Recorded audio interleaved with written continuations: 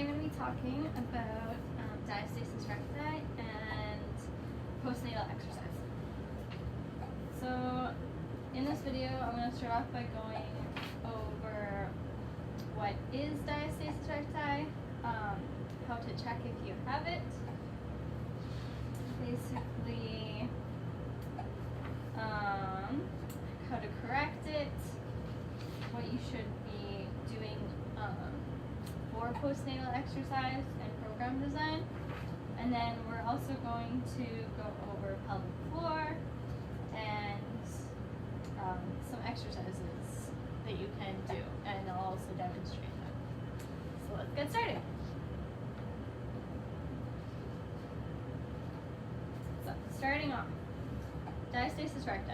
So basically it's a separation of the rectus abdominis.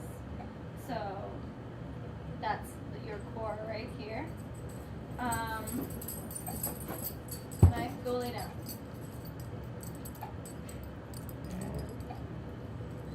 So basically the integrity and functional strength of the abdominal wall is reduced.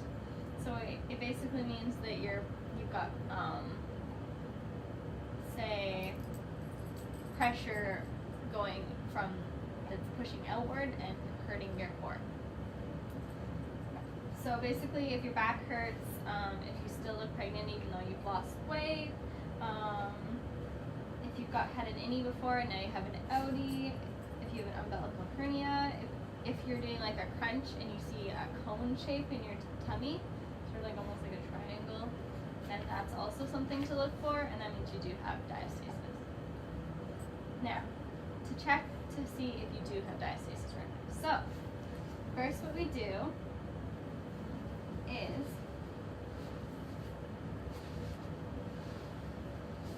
we lay on our back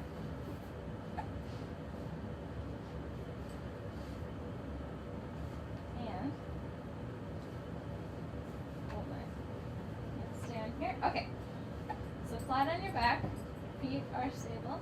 So you take your hand and then you go like this, so horizontally, right above your navel.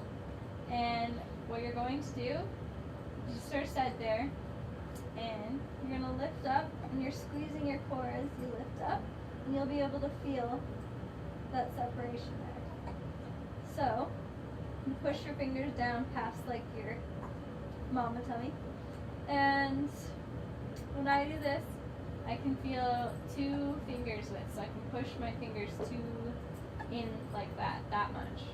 And also it depends on how far you can push down. So there's 3 different levels. So basically, there's deep, medium, and shallow. So that's what really matters. For mine, it's a medium, but depending on how far down you can push it, that's what matters. So say you had 3 fingers width across, but it was shallow, that's going to take less time to heal up than it would say if you had 2.5 fingers, but deep. So next up, basically you can do that check on the top above your navel and below your navel as well. And you don't want to be doing that frequently, so you want to do it once every 4 to 6 weeks at most, because when you're doing that, you're making it worse. Basically, any sort of like crunch, you don't want to be doing. All right, next up, we're gonna go over. So now we're gonna go over correcting it. So you want to basically strengthen your pelvic floor. So it's pelvic floor is like basically like a cradle. It holds everything together. So when it's weakened because of pregnancy, because of all that weight pushing down for 9 months, we have to build it back up. So even if you don't have diastasis recti, it's still really good to build back up your pelvic floor. All right. So we also want to strengthen our transverse abdominis. So that's the weakest core muscle. That will help bring and pull everything back together. So no crunches, so that's work on the obliques or the rectus. So no crunches, no sit-ups, anything like that. It's gonna make things so much worse. make sure that you're rising correctly when you're laying down. So if you're laying on your back, roll to the side and push up with your arms. No just crunching up. It's going to make everything way better. You'll have a lot less lower back pain as well. Alright, so correcting it may take 6 to 12 months. Just because you had a baby for 9 months in there, right? So it's going to take at least that amount of time, sometimes less depending on how bad it is, to fix it.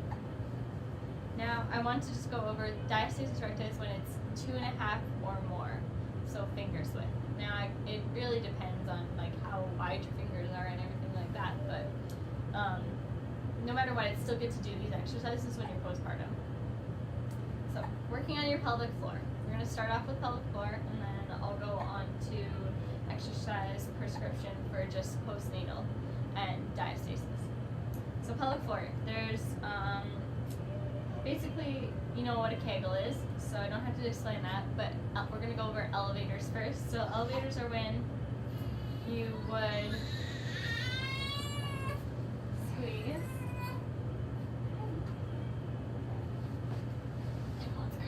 Alright, so pelvic floor is when you would squeeze,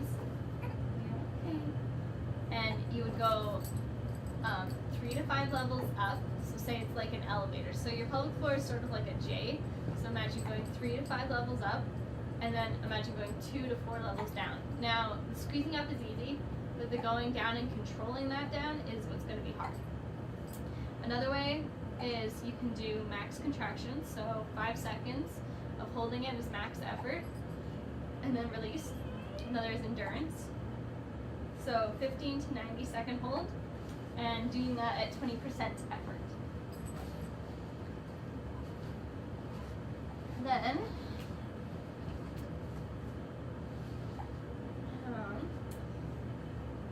so those are the 3 that you can do, and you want to be doing 10 sets of those, and 1 to 4 times daily, one at least. Now, to feel your pelvic floor, because some people have a hard time connecting with that, you can lay down on your back, put your hands over like right where your hips are, right here, and the core muscles connect right there, and your pelvic floor connect right there. So when you do squeeze, you should feel that, and you should feel them move up a tiny bit. If you don't feel that little bump, then you know that you need to go see a pelvic physio and get checked out. It is good to see them no matter what anyways.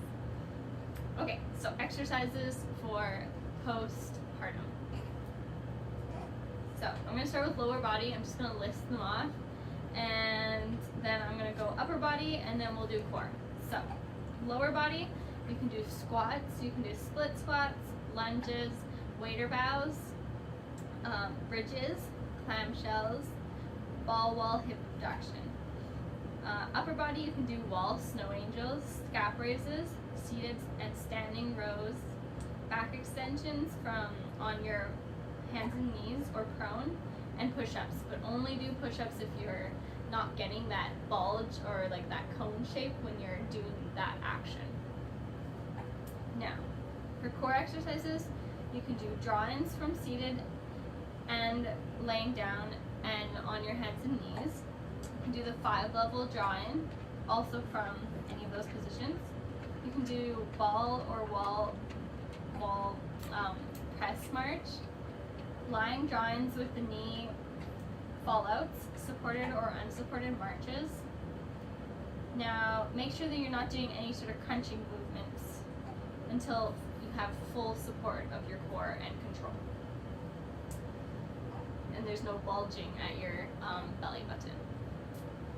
Now, with all these exercises, make sure that you're really focusing on form.